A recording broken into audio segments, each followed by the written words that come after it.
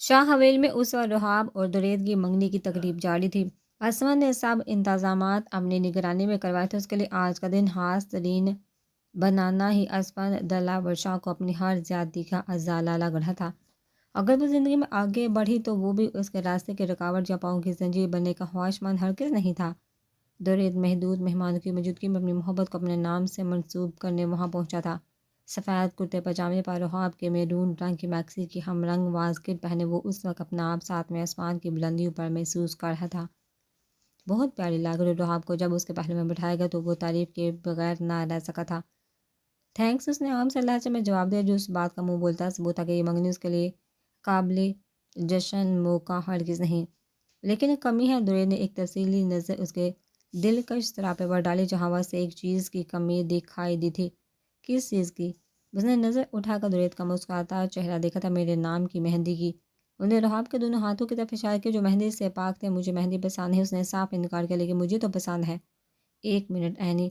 اسی دوران اس نے ماں کے ساتھ کھڑی اینی کو آواز لگائی تھی، جی بھائی اپنی باری فراق سمیٹتی وہ ان دونوں کے پاس چلی آئی تھی۔ مہندی منگوا کر اپنی بھابھی کے ہاتھ پر میرا نام لکھ دو تاکہ کوئی چاہ کے بھی میری امانت پر بری نظر نہ رکھ سکے۔ نے جملہ پاس کر عصمت کا دل جلانے کے لیے کہا تھا جس میں وہ 100% کامیاب ہوا تھا۔ اسی وقت اینی نے مہندی منگوا کر درید کے سامنے رحاب کی دائیں ہتھیلی پر مہندی لگاتے ہوئے اپنے بھائی کا نام بھی بہت فخر سے لکھا تھا۔ ناؤ اٹس پرفیکٹ، اس نے رحاب کی ہتھیلی ستائشی نظر سے دیکھتے ہوئے تعریف کی تھی۔ رسم کالیاب یا اور بھی کوئی فرمائشی پروگرام ہے آپ کا؟ مائزہ نے جلبن انداز میں درخت کے تھا۔ ہزاروں خواہش ایسی کہ ہر خواہش پر دم نکلے۔ اس نے دائیں ہاتھ کا مکہ بنا کر دل پر مارا تو سب اس کی چھوہی پر مسکرائے تھے۔ بھائی بہت ڈرامے باز ہے، اینی نے اسے ٹوکا بھی تھا۔ کچھ دیر میں دادی کی اجازت ملتی منگنی کی رسم ادا کی گئی تھی۔ کانگریٹس، اب سے تم میرے نام کی اس انگوٹھی میں کہہ دو۔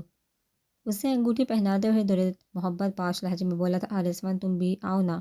انہیں اگلے ہی لمحے جان بوجھ کر عصمت کو بھی وہاں بلوایا تھا۔ مبارک اور رخ ان کے پاس آ کر وہ درید سے بغل گیر ہوا تھا جبکہ رحاب ویسے ہی بت بنی بیٹھی تھی۔ Thanks, smile please. اسے پاس بٹھا کر درید نے فوٹوگرافر کو وہ لمحہ قید کرنے کی ہدایت دی تو عصمت بھی انکار نہ کر پایا۔ رحاب تم ٹھیک ہو؟ عصمت کے اٹھ کر جانے کے بعد اس نے محسوس کیا کہ رحاب ہلکا ہلکا کام ہی تھی۔ جی، اس نے اپنی کیفیت پر قابو پاتے جواب دیا، ورنہ جو دل پر گزر ہی تھی وہاں ایک ایک لمحہ وضعیت میں کاٹ ہی تھی۔ اللہ تمہیں ہر وہ خوشی دے روح جو میری نااہلی نے تم سے چھینی ہے۔ میں تو اتنا بے بس ہوں کہ میری آنکھوں کے سامنے میری زندگی کسی اور کا مقدر بننے جا رہی ہے اور میں خاموش تماشائی بن اپنی ہی بے بسی کا تماشا دے کر تم مجھے بددعا دے کر مطمئن ہوگی، مگر میں تو کسی کو الزام بھی نہیں دے سکتا۔ اسے دادی اور سسرال والوں کے ساتھ تصاویر کھنچواتا دیکھ فاطمہ بکر عصمت کی آنکھیں بے اختیار نم پڑی تھی۔ اپنی آنکھیں چپکے سے ملتے ہوئے غم دل میں ہی دفنا آ گیا تھا۔ آج کس بات کا سوگ منا رہے اپنے پاس آتی مادر نے اس کے آنسو تو نہ دیکھے مگر چہرے پر بکھری مایوسی اور غم بخوبی بانپا تھا۔ خوشی کے موقع پر میں کس بات کا سوگ مناؤں گا؟ انہیں لہجہ مضبوط کہ میری طبیعت ٹھیک نہیں، میں اوپر جا رہی ہوں۔ اپنی ساری قبل سنبھالتی وہ لاپرواہی سے بولی تھی۔ تھوڑی دیر تو رک جاؤ، عصمت نے اصرار کیا تھا۔ میرے نہ ہونے سے کون سا تقریب رک جائے گی؟ مجھ سے مزید یہ تماشا برداشت نہیں ہو رہا۔ مائزہ وہ جانے لگی تھی کہ عصمت نے اس کا ہاتھ تھام لیا۔ ارے آپ نے کوئی تصویر نہیں بنوائی؟ آئیے نہ وہاں آتے۔ درید نے اسے بلا تکلف مخاطب کرتے ہوئے دعوت دی تھی۔ شکریہ، میں تھک گئی ہوں، تھوڑا آرام کرنا چاہتی ہوں۔ اپنا ہاتھ عصمت کی گریف سے چھڑواتے ہوئے کمرے کی راہ اختیار کر گئی تھی۔ تقریب بہت خوشگوار ماحول میں اختتام پذیر ہوئی تھی۔ درید کے جانے پر رحاب نے بھی شکر کا کلمہ پڑھا تھا۔ اس سے انسان کے محبت پاش نظروں کے حصار میں اسے عجیب جھجک اور وحشت محسوس ہوتی تھی، مگر اپنا چاہتے ہوئے بھی اسے ساری عمر ان نگاہوں کے مستقل حصار میں گزارنی تھی۔ وہ انسان اس کے ساتھ دل سے مخلص تھا۔ رحاب جمال حلوس ٹھکرانے والوں میں سے نہ تھے۔ رخ وہ کپڑے بدل کر کمرے سے باہر آئی تو عصمت کی آواز کانوں سے ٹکرائی جو تقریب والی سادہ قمیض شلوار میں ہی موجود تھا، البتہ سفید واسکٹ اب اس نے اتار دی تھی۔ جی، انہیں نظریں ملانا گوارا نہ کیا تھا کیونکہ اس کے نزدیک یہ لاتعلقی ہی عصمت کے لیے بدترین سزا تھی۔ اپنی نظر اتار لینا، آج تم سے کسی کی بھی نظر نہیں ہٹ رہی تھی۔ وہ اب تعریفی کلمات کہتے ہوئے بھی جھجک رہا تھا۔ اب نظر لگنے لائق کچھ بچا ہے میری زندگی میں؟ اس کا جواب مایوس کن تھا۔ تم درید کے ساتھ بہت خوش ہوگی، جیسے آپ مائزہ کے ساتھ خوشحال زندگی گزار ہیں۔ اس نے بھی چیرتے ہوئے جواب دیا تھا، زندگی کے بعد یہی تو بات اچھی ہے رکے یہ کبھی رکتی نہیں، اچھی بری جیسی بھی ہو گزر ہی جاتی ہے۔ دونوں ہاتھ کمر کے پیچھے باندھے وہ اپنی ہی موجودہ کیفیت پر مسکرائے تو دل اندر ہی اندر خون کے آنسو رو رہا تھا۔ یک طرفہ محبت کر کے دیکھیے، کسی ایک پر ہمیشہ کے لیے رک نہ گئی تو میرا نام بدل دیجیے گا۔ لفظوں کے نشر کے لگو میں اتارتے وہ دوبارہ کمرے میں جاں بند ہوئی تو اسمن آنکھوں سے اوجھل ہونے تک اسے دیکھتا رہا تھا۔ اب وہ بمشکل کچھ دنوں کے مہمان تھی اور جن حالات میں وہ رخصت ہونے والی تھی تو دوبارہ یہاں کا روح بھی اس کے لیے محال ہونے والا تھا۔ دادو وہ کمرے سے نکلی تو دادو اس کے نکاح میں مدعو کیے جانے والے مہمانوں کی فہرست بنانے میں مگن تھی۔ ہاں، انہوں نے بغیر سر اٹھائے جواب دیا، راحیلہ کہاں ہے؟ وہ مائزہ کے لیے جوس بنا رہی ہے۔ ان کی بات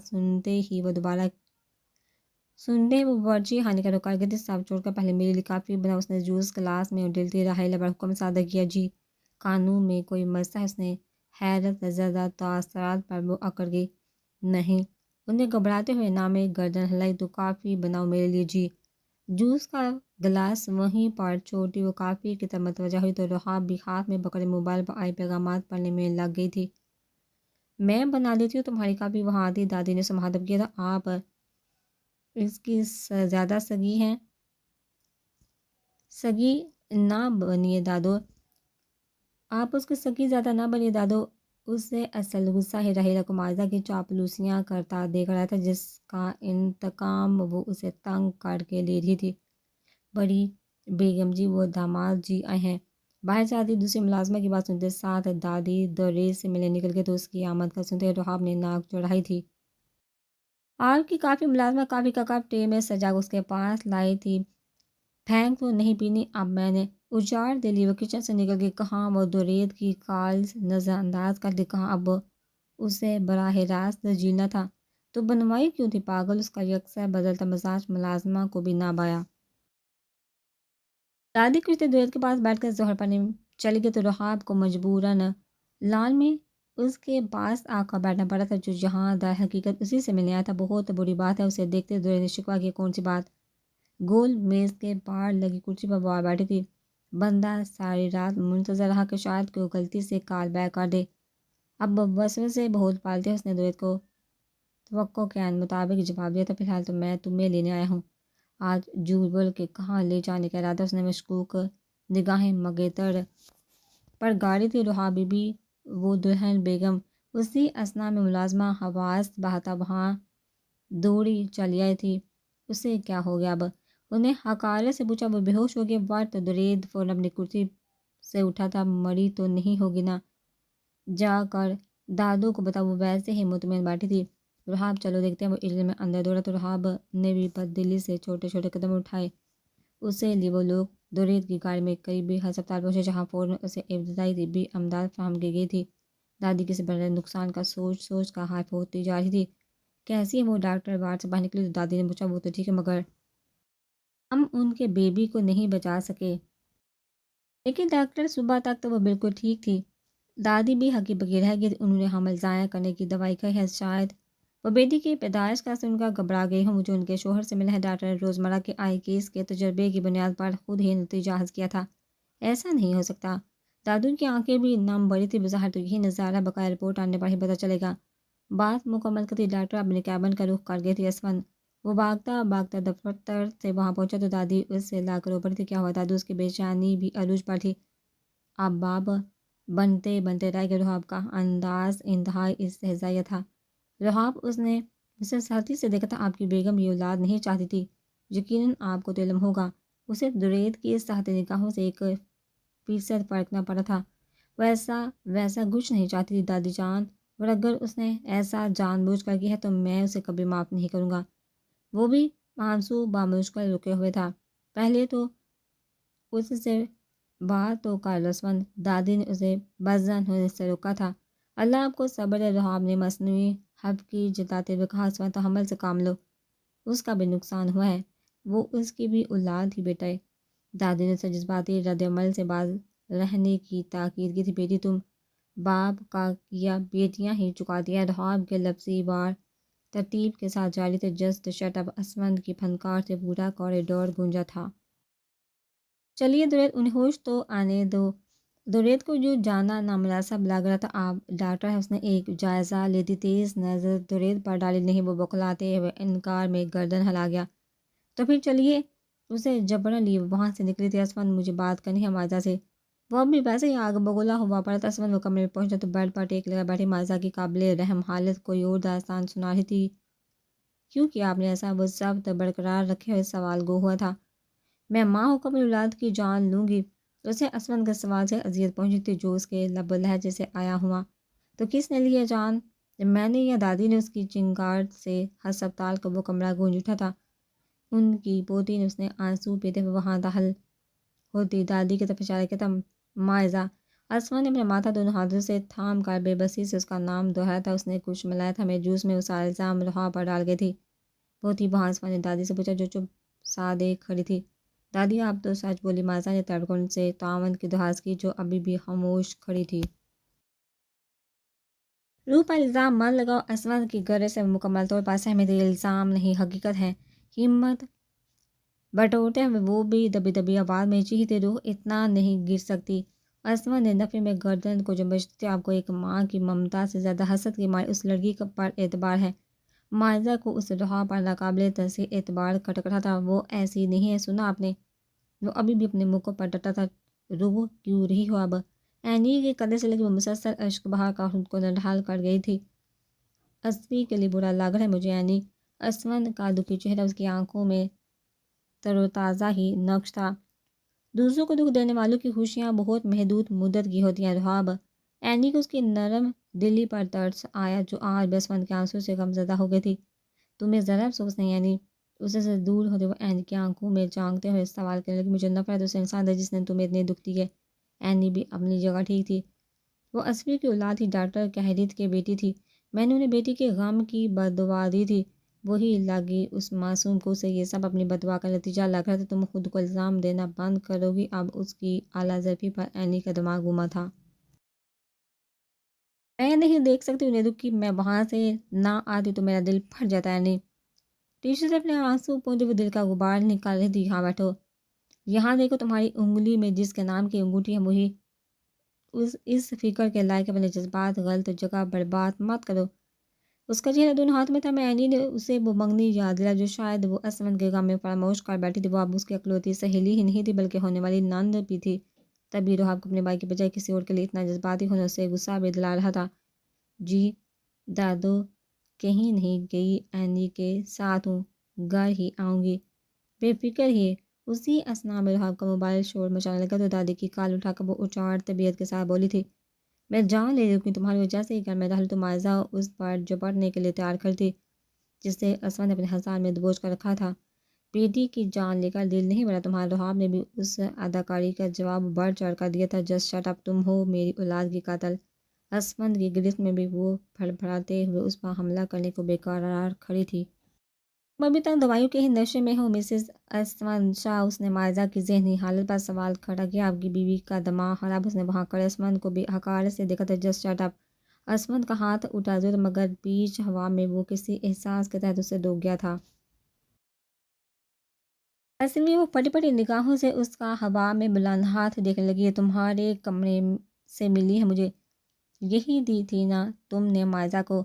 انہیں کوٹ جیب سے دوائی کی ڈبیاں نکال کر روحاب کے سامنے دے پھینکی جو ٹوٹنے کے بعد چھوٹی چھوٹی گولیاں ہال کے سفید ماربل پر بکھری تھی۔ آپ کو لگتا ہے کہ میں اتنا گر سکتی ہوں؟ اسے اسمن کے الزام پر اپنی سانس اٹکتی محسوس ہوئی۔ تم اس سے بھی زیادہ گری ہوئی ہو۔ وہ پوری شدت سے غیر تصویر، اس سے پہلے کہ میں تمہاری جان لے لوں، دور ہو جو میری نظر سے۔ اس نے ہاتھ سے اشارہ کرتے ہوئے اسے کمرے میں جانے کا کہا تھا۔ نہیں جاؤں گی میں، آپ اس کا اعتبار کر رہے ہیں، میرا نہیں۔ اس کی بے اعتباری پر رحاب بھی ہر لحاظ پر سے پشت ڈال گئی تھی، کیونکہ یہ میری بیوی ہے، میری عزت ہے، تم محض وہ نیکی ہو جو میرے گلے پڑ گئی ہے۔ اپنی بیوی کو بائیں بازو کے حصہ میں لیے وہ رحاب کے پیروں تلے سے زمین نکال گیا۔ اسوی وہ اس قدر بے عزتی پر آبدیدہ ہوئی تھی، تم پر ترس کھا کے اس گھر کا فرد سمجھنا میری زندگی کا باطنی فیصلہ تھا۔ تم ملازمہ کی اولاد ہی بہتر ہوتا کہ تمہیں تمہاری اوقات میں ہی رکھتا۔ اس کا ہر جملہ پچھلے کی نسبت زیادہ زیادہ دیر ثابت ہو رہا تھا۔ آپ جھوٹ لمحے بعد کو آنکھیں جھپکی تو گالوں پر گرم سال بہنا شروع ہوا تھا۔ بتائیے دادی جان، اسفند پاس کری دادی پر بھی برہمی سے ڈرا تھا۔ اسپی سچ کہہ رہے، ہم اس کے رشتہ دار نہیں بلکہ تمہارے ماں باپ اس گھر کے ملازم تھے رحاب۔ دادی کی تصدیق نے اسے آج اپنی ہی نظروں میں بے وقت کیا تھا۔ اسے اس بات کا افسوس نہ تھا کہ کسی ملازمہ کی اولاد، مگر یہ ملال ضرور سر اٹھا کہ مائزہ کو اس پر فوقیت دینے کی وجہ اس کم نسبت ہونا، اس سے زیادہ اوقات نہیں ہے تمہاری اور نہ ہی اس سے زیادہ حیثیت کے خواب دیکھنا۔ دورید کی ماں سے بات کرے 2 دن میں اسے رخصت کر کے لے جائے، میں مزید اپنے گھر میں اس کا غلیظ وجود برداشت نہیں کروں گا۔ چلیے مائزہ۔ پہلے اس کی ذات کی درجیاں اڑا کر وہ دادی پر بھی اپنا فیصلہ مسلط کرتا بی بی کو سہارا دے کے کمرے میں لے گیا۔ اسبی رحاب نے اسے سسکتے ہوئے پکارا مگر وہ نہ رکا اور نہ ہی موڑا تھا۔ مائزہ کو کمرے میں لا کر اس نے بیڈ پر لٹایا اور کمبل اوڑھنے کے بعد بستر سے دور ہو کر کھڑا ہوا تھا۔ رحاب کی نم آنکھیں اپنے تلخ جملے دل و دماغ میں طوفان برپا کیے ہوئے تھے۔ اس وقت اسے مائزہ کے وجود سے بھی گن آنے لگی تھی، جو اس رد عمل کو اپنی فتح کا ضامن سمجھ رہی تھی۔ آپ نے بہت اچھا کیا اسے اس کی اوقات بتا کر۔ اس نے اسبی کے فیصلے کو سراہا۔ آپ کو کچھ بھی چاہیے ہو تو مجھے بتائیے گا۔ وہ دائیں ہاتھ سے دونوں کن پٹیاں دباتا اجنبیت سے لیس آواز میں بولا تھا، اسفند آپ نے میرا اعتبار کیا، اس کے لیے شکریہ۔ اسے بالکونی کا لکاتہ دے کر مائزہ نے شکریہ ادا کیا۔ میں جانتا ہوں مائزہ، یہ حرکت آپ نے خود کی ہے۔ اس نے رخ موڑ کر مائزہ کے چہرے سے اڑتے رنگ دیکھے تھے، جو اپنی چوڑی پکڑے جانے پر حواس بہتا ہوئی تھی۔ اسفند، اس کے پاس الفاظ ختم ہو گئے تھے۔ ملازمہ جب دوائی روح کے کمرے میں رکھنے آئی تھی تو میں نے اسے دیکھ لیا تھا، پھر بھی جانتی ہے کہ میں نے روح کا دل کیوں توڑا؟ تاکہ اس خاندانی سیاست سے دور وہ دورید کے ساتھ ایک خوشحال زندگی گزار سکے۔ اور آپ کا فیصلہ میں روح کی رخصتی کے بعد کروں گا تاکہ آپ کا موقع پرست باب اس کی شادی میں کوئی رکاوٹ نہ ڈالے۔ اس نے ساری گتھیاں ایک ہی جملے میں سلجھائی تھی۔ مائزہ نے جس ملازمہ کو اعتماد میں لے کر یہ حرکت کی تھی، اس کی چوڑی اسفند نے کچھ ہی دیر قبل ہی پکڑ لی تھی۔ اسفند کی سر نکاح پر اپنی مائزہ کی ساری ملی بھگت اگل کر وہ اس کا بنا بنایا مکمل کھیل بگاڑ گئی تھی۔ میں بس آپ کو اس سے دور، اس نے مظلومیت کا لبادہ اوڑھتے ہوئے نئی چال چلی تھی، آپ نے مجھے اس سے اتنا دور کر دیا مائزہ کہ آج کے بعد وہ میرے نام سے بھی نفرت کرے گی، لیکن جو قتل آپ میری اولاد کا کیا، اس کے لیے نہ میں اور نہ میرا اللہ آپ کو معاف کرے گا۔ اسے ہاتھ اٹھا کر خاموش رہنے کا اشارہ کرتے ہوئے وہ اپنا آخری فیصلہ سنا گیا تھا، جو اٹل تھا۔ اسفند اسے بالکونی کا رخطہ دے کر وہ اس کا نام ہی پکار سکی تھی۔ قسمت ہی خراب ہے میری، اسفند کے سامنے شرمندگی پر اپنی عقل کو کوستی رہ گئی تھی۔ اب اسے اسفند کے سامنے آنے والا وقت کسی مجرم کے ساتھ سر جھکائے ہی گزارنا تھا۔ 2 سے 3 گھنٹے اس نے بالکونی کی کرسی پر بیٹھ کر ہی گزارے تھے، اپنا راش فاش کرنے کے بعد مائزہ اس کے پیچھے آنے کی ہمت نہ کر پائی تھی۔ جب اسے یہ یقین ہوا کہ مائزہ سوچ کے اور تب وہ واپس کمرے میں گیا تھا، مگر اس کا سویا وجود بھی اسفند کے دل میں اٹھتی ٹیسوں کا اسباب بن رہا تھا۔ وہ کیسی عورت تھی، کیسی بیوی تھی، سب سے بڑھ کر کیسی ماں تھی، جو اپنی ہی گود اجاڑ کر اس قدر گہری نیند میں بے سود پڑی تھی۔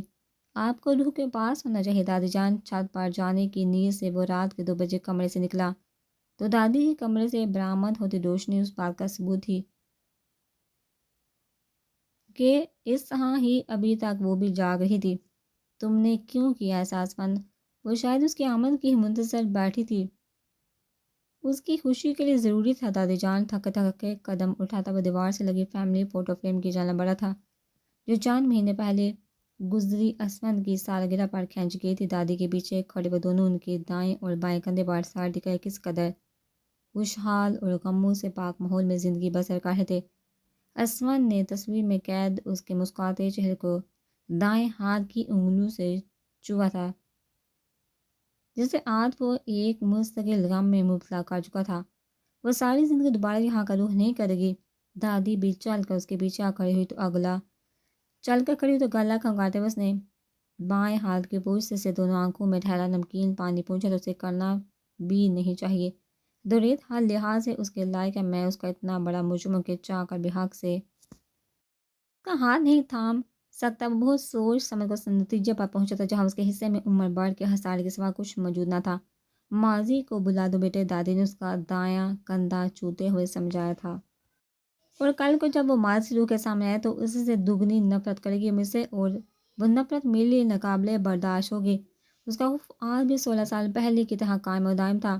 اسے کسی اور کا ہوتا دیکھنے کی ہمت ہے تمہیں؟ جانتی تھی کہ رحاب تو مائزہ کا وجود برداشت کر گئی تھی، مگر عصمت کی حساس فطرت میں اتنا صبر یا برداشت نہ تھی۔ بے فکر ہی نہیں بنوں گا، اس نے بظاہر خود کو مضبوط ظاہر کیا تھا، مگر دل ہر گزرتے دن کے ساتھ اندر ہی اندر مرتا جا رہا تھا۔ اسپی صبح اختیار کو گھر سے نکل ہی رہا تھا جب کمرے سے دوڑاتے رحاب نے اسے بہت مان سے پکارا تھا۔ دادی جان، آپ کی بتائی ہوئی ہے۔ دادی جان، آپ کی بات ہوئی ہے، اس کی ساس سے اس نے رحاب کو غیر اہم قرار دیتے ہوئے وہاں آتی دادی سے اسی رکے پن سے سوال کیا جیسا لہجہ کل رات وہ ان دونوں سے رکھے ہوئے تھا۔ ہاں، وہ لوگ آج آئیں گے، دادی نے بھی نپا تولا جواب دیا۔ میں پھر جلدی آ جاؤں گا۔ اپنا بریف کیس ملازم کو لے جانے کی ہدایت دیتا وہ بھی اس کے پیچھے پیچھے نکلا تھا۔ اسپی مجھ سے بات کرے، وہ اس کی بے روحی پر تڑپی تھے۔ اللہ حافظ دادی جان۔ انہیں کلائی پر بنی گھڑی دیکھتے ہوئے گھر کی دہلیز کا رک گیا تھا۔ اسپی میری طرف دیکھی اور کہیں کہ آپ آج بھی میرے وہی افیہ جنہیں اس دنیا میں سب سے زیادہ اعتماد مجھ پر تھا۔ اس کے پیچھے جاتے رحاب نے گاڑی کے قریب پہنچتے اس کا رخ اپنی طرف موڑا تھا۔ نہیں لگتی تم میری کچھ، عثمان آج دوسری دفعہ اس پر چیخا تھا۔ میں نہیں کر سکتی کسی اور سے شادی، اسمی مجھے اپنا نام مت دے، مگر کسی اور کے نام کو تم مت کریں۔ اپنی روح کو لاکھ کوشش کے باوجود وہ دوریت کے لیے دل میں کوئی جگہ بنانے میں ناکام ہوئی تو آخری حال یہ منگنی توڑنا ہی دکھائی دیا تھا جو شاید اس نے عصمت کو اذیت دینے کے لیے کی تھی، مگر اب شادی کا ذکر سنتے ہی اسے اپنی جلد بازی میں لیے فیصلے پر افسوس ہوا تھا۔ میں سیلف رسپیکٹ نام کی چیز ہے رحاب جمال، بلکہ یہ چیزیں تو خون میں ہوتی ہیں، اور تمہاری رگوں میں دوڑنے والا خون اس لائق ہے ہی نہیں کہ اسے میں اپنے باوقار خاندان کا حصہ بناؤں۔ تم سے مجھے محض ہمدردی تھی جو میری اولاد کا قتل کر کے تم نے نفرت میں بدل دی۔ میری زندگی میں مائزہ نہ ہوتی تو کوئی اور اونچے خاندان کی لڑکی ہوتی، لیکن تم کبھی بھی میرے حصے زندگی کا حصہ نہیں بن سکتی۔ اس کے ایک ایک لفظ میں رچی بےعزتی رحاب کے دل میں کسی سوئی کی طرح زخم بنائے جا رہی تھی۔ آپ یہ سب صرف میرا دل برا کرنے کے لیے کہہ رہے ہیں نصفی؟ ایک بار میری آنکھوں میں دیکھی، اس کا چہرہ دونوں ہاتھوں میں تھا۔ میں رحاب نے اپنی جانب کیا، کیونکہ بس ایک امید باقی تھی کہ عثمان شاہ رحاب جمال سے آنکھیں ملا کر کبھی جھوٹ نہیں بول سکتا۔ دور ہٹو، عثمان نے اسے خود سے دور کیا تو اس کا سر پیچھے موجود دیوار سے ٹکرایا تھا۔ یہاں اس کی ہر امید، ہر آس، حتیٰ کہ ہر جذبہ اپنی موت آپ مر گیا تھا۔ اس سے زخموں اور ذلتوں کے سوا کچھ نہیں ملے گا، تمہیں بہتر ہوگا مجھ سے دور ہو۔ اسے قدموں پر واپس اٹھا دے کر پہلے اس کی نظر رحاب کے ماتھے کی دائیں جانب پھوٹی ہوندی ننھی بوند پر گئی، جہاں گزرتے لمحے کے ساتھ سرخی میں اضافہ ہوتا چلا جا رہا تھا جو اس کے الفاظ کرنے میں ناکام ہوتے وہ اس غیر ارادی طور پر سارے انجام دیے عمل نے کر دکھایا۔ اس کی پتھرائی آنکھوں میں حیرت، نفرت اور کبھی نہ مٹنے والی اجنبیت تھی جسے بانپتے ہی وہ گاڑی میں سوار ہوتا نکل گیا تھا۔ رحاب بھی ملازمہ جو کافی دیر سے کان لگے ان کی باتوں سے لطف اندوز ہوئی تھی، رحاب کے ماتھے سے بہتا خون دیکھ ساتھ وہاں دوڑی چلی آئی تھی۔ میں ٹھیک اسے دور کھڑا رہنے کا اشارہ کرتے ہوئے رحاب نے ماتھے پر دائیں ہتھیلی رکھی جو خون آلودہ ہو گئی تھی۔ کہ ماتھے سے خون مری تو نہیں ہونا؟ دفعہ ہو جہاز اس پر غصہ نکالتے وہ عثمان کے نکلتے ساتھ اپنی گاڑی پر سوار ہوتی کہیں گئی تھی۔ رحاب کیا ہوا تمہیں؟ اس کے ماتھے پر جوان خون دے کر اینی کی جان پر بنی تھی۔ دوریت کہاں ہے؟ دروازے سے اندر قدم رکھتے ساتھ اس نے متلاشی نظروں سے جہاں وہاں دیکھا تھا۔ وہ ٹائر پر تمہیں کیا ہوا ہے؟ اینی نے لاؤنج کی میز پر رکھے ٹیشو باکس سے 2 سے 3 ٹیشو نکال کر اسے زخم بھر کے جو گہرا نہ ہونے کے باعث ہو چکا تھا، مگر گرد و نواں خون اب بھی جمع ہوا تھا۔ مجھے اس سے ملنا ہے، اینی کا ہاتھ خود سے دور کرتی وہ ٹیرس کا رخ کر گئی تھی۔ تم واقعی سچ کہہ رہی ہو، چھت کی منڈیر سے ٹیک لگا کے کھڑا دوریت ساری حقیقت سن کر ابھی تک شال و ساکت تھا۔ ہاں، اور امید کرتا ہوں کہ تم میری مجبوری سمجھو کہ عصمت کی آواز میں لاچاری واضح، تم واقعی بہت عظیم انسان ہو عصمت۔ اس کا شانہ تھپتھپاتے دوریت کے لہجے میں فخر اتر آیا تھا۔ مجھے اس دنیا میں سب سے زیادہ روح کی خوشی اور تحفظ تھا دوریت، اور اب یہ دونوں چیزیں تم سے منسوب ہیں۔ اس نے نظریں چراتے ہوئے روح موڑا تھا تاکہ رحاب کے لیے آنکھوں سے جھلکتے جذبات اسے دوریت کے سامنے شرمسار نہ کرے۔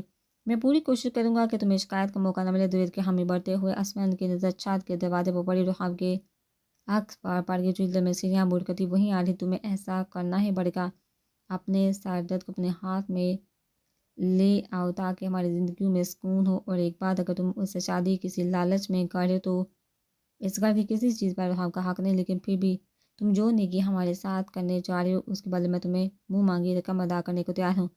اسے مزید بازند کرنے کے لیے دروازے کی طرف پیٹ کرتا وہ زہر اگلنے لگا تھا۔ تو آپ اس حد تک بھی جا سکتے ہیں۔ دروازے سے اندر آتے رحاب نے کم از کم اس پستی کی توقع اسما دلاور شاہ سے نہ کی تھی۔ رحاب تمہیں یہ کیا ہوا؟ اس کی چوٹ دیکھتے ہی دورید دیوانہ وار اس کی طرف دوڑا تھا۔ ایک امیر نے دورید اس سے خاموش رہنے کا اشارہ کرتی وہ اسمن کی طرف بڑی تھی جو اب بھی بے حسی کی زندہ مثال بنا کھڑا تھا۔ اسمان دلاور شاہ جاؤ، آج تمہیں میں نے ہر جذبے ہر احساس سے آزاد کیا۔ رہا سوال میری محبت کا تو میں لعنت بھیجتی ہوں ہر اس لمحے پر جو میں نے تم جیسے بے حس کی امید پر برباد کیا۔ اس نے بھی آج اپنے یک طرفہ جذبوں پر فاتح پا لی تھی۔ Good and thanks. اس کے اظہار نفرت پر مسکراتا وہ وہاں سے نکل گیا تھا۔ ہم ڈاکٹر کے چلتے رہا۔ دورید اب بھی اس کی چوٹ کے لیے فکر مند تھا۔ میں اتنی سی چوٹ سے نہیں بنوں گی، میری زندگی بھی تمہیں لگ جائے یار۔ وہ اس بیزاری پر تڑپا تھا۔ پہلے اپنی ہی بہت مشکل سے کاٹیوں اس نے تیکھی مسکراہٹ کی اور میں اپنی تکلیف چھپانے کی ناکام کوشش کی تھی۔ یہ لو۔ دورید نے اپنے کرتے کی جیب سے رومال اسے تھمایا۔ دورید آپ اسی ہفتے ہی مجھ سے نکاح کر سکتے تھے۔ رومال تھامتے ہوئے مطالبہ کیا۔ واقعی جی میرا دم گھٹ رہا۔ اب اس گھر میں وہ اپنی شکست کا اعتراف کر کے تمہاری دادی۔ دورید اس پیشکش پر سٹ پر آیا تھا۔ وہ تو سب سے زیادہ خوش ہوں گی میرے چلے جانے سے۔ 2 دن کا وقت ہے آپ کے پاس۔ 2 دن میں آپ مجھے وہاں لینے نہ آئے تو ساری زندگی میری شکل بھی مت دیکھیے گا۔ نے دورید کے لیے انکار کا ہر جواز جڑ سے ختم کیا تھا۔ ٹھیک ہے، ہمارا نکاح تمہاری مرضی کے مطابق 2 دن بعد ہی ہوگا۔ وہ بھی آمادگی ظاہر کر گیا اور رخصی بھی۔ انہیں دورید کو خوشگوار حیرت میں مبتلا کیا تھا۔ جیسا تم چاہتی رہا بس ویسا ہی کا وہ اسے دونوں کندھوں سے تھامے اپنی رضامندی اور یقین دلا گیا تھا۔ سادگی سے نکاح اور اسی روز رخصتی کے حق میں تھی، مگر اینی اور دورید کے پرزور اصرار پر نکاح سے 1 روز قبل گنے چنے مہمانوں کی موجودگی میں مہندی کی تقریب منعقد کی گئی تھی۔ دورید یہی چاہتا تھا کہ تقریب کسی ہوٹل یا مارکے میں کی جائے، مگر اسمن سب انتظامات شاہ حویلی میں ہی کروانے کے لیے راضی تھا، جس پر وہ بھی انکار نہ کر پایا تھا۔ ان سب معاملات میں رحاب نے مکمل خاموشی اختیار کر رکھی تھی۔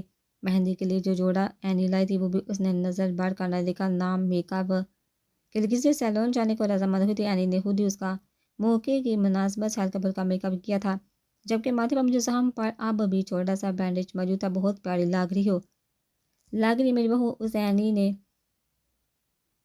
اینی نے بائک کے پہلے میں بٹھایا تو زبیدہ بیگم نے اس کی نظر اتاری تھی۔ غلطی ہو گئی، اس مہندی کے جنٹل میں پڑے بغیر آج ہی نکاح رخصتی کروا لینی چاہیے تھی۔ خیر ایک ہی رات کی بات ہے، کل سے تم ہمیشہ ہمیشہ کے لیے میری ہو جاؤ گی۔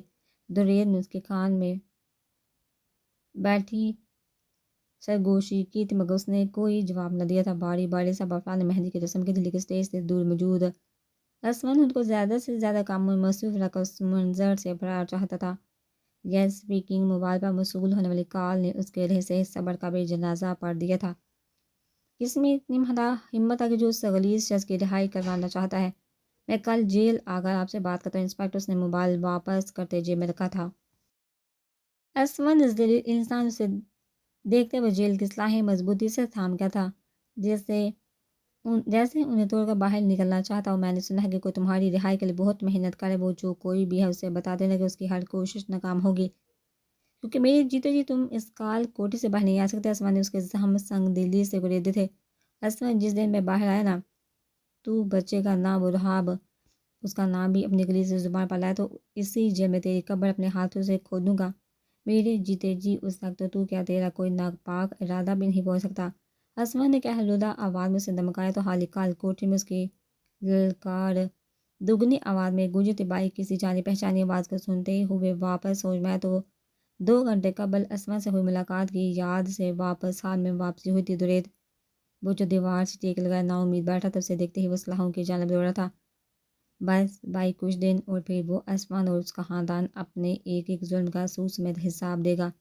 بائی کی بگڑی حالت پر اس کی آنکھوں میں لہو اتر آیا تھا، جو ہوش سنبھالنے سے لے کر اب تک بائی کو اسی قید میں دیکھ دیکھ اسمن شاہ سے بے پناہ نفرت کرتا چلا آ رہا تھا۔ دورید مام اور اینی سے ہر ملاقات میں ان دونوں کی فکر ہوتی جنہیں وہ کبھی اس ماحول میں لانے کا قائل نہ تھا، ورنہ ہر ملاقات پر زبیدہ بیگم ساتھ چلنے کی کتنی ضد کرتی تھی۔ سب ٹھیک ہے بائی، اور اب مزید ٹھیک ہی ہوگا ہمارے ساتھ۔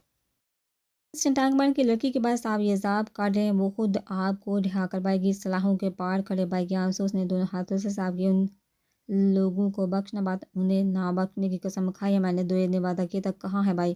وہ گھر جانے کے لیے جیل سے نکلا تو یعنی کہ کال موصول ہوئی تھی، آ رہا ہوں۔